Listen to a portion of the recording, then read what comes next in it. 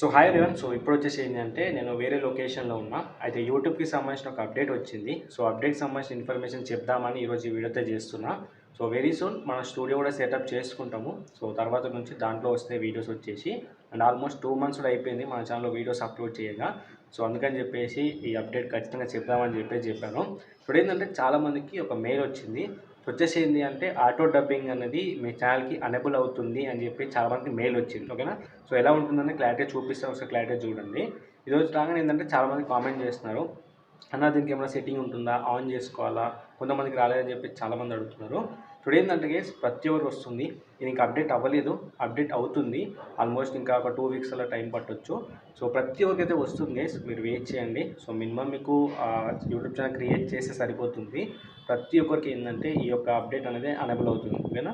So దీని గురించి మీకు ఎటువంటి వరి అవసరం లేదు. సో మీకు దాన్ని టెన్షన్ పడాల్సిన అవసరం లేదు.